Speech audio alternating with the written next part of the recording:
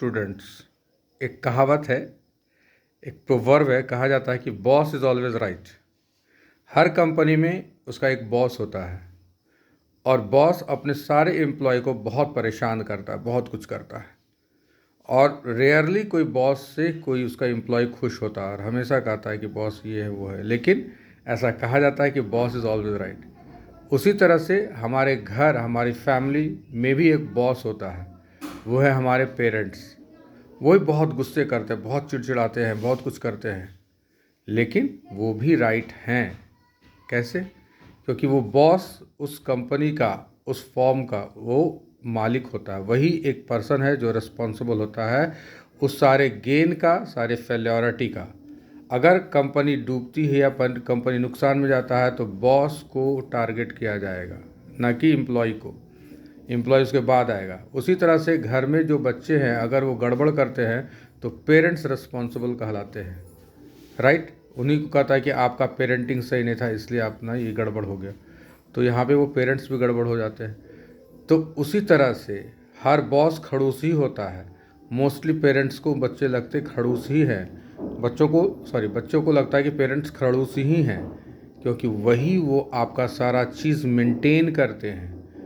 इसीलिए वो चाहते हैं कि उनकी कंपनी, मतलब उनकी फैमिली सफल हो। किसी तरह से किसी को टॉलरेट नहीं करते हैं, क्योंकि सारा इन्वेस्टमेंट, सारा प्रेस्टीज उनका दांव पे लगा होता है, राइट। इसलिए बॉस इज़ ऑलवेज राइट। आपको लगता होगा कि आपके बगल में बैठा आपका दोस्त, आपका प्यारा बेंचमेट, आपका क्लासमेट, आपका जो भी कलीग या जो भी दोस्त है बहुत सही है।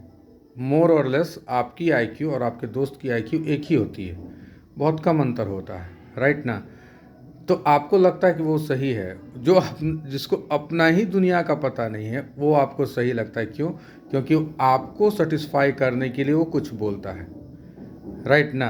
उसी तरह से लेकिन आपके पेरेंट्स, आपके जो बॉस हैं, वो उनको लल्लो चप्पू नहीं करना होता है, उनको रिजल्ट चाहिए होता है। किसके लिए? कंपनी के ग्रोथ के लिए, मतलब आपके ग्रोथ के लिए, आपके बेटरमेंट के लिए। सो डियर स्टूडेंट्स, आपको लगता होगा कि आपके पेरेंट्स गलत हैं, आपको लगता है कि बॉस गलत है, लेकिन बॉस ही सही है, क्योंकि बॉस ही रिस्पॉन्सिबल है अपने कंपनी की सफलता के लिए, असफलता के लिए, आपके भविष्य के लिए, आपके वर्तमान के लिए।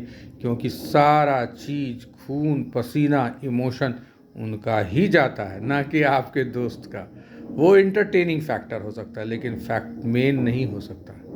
So please always listen your boss. Please always obey your family. Please always do what your boss, means parents, used to say. Okay, all the best.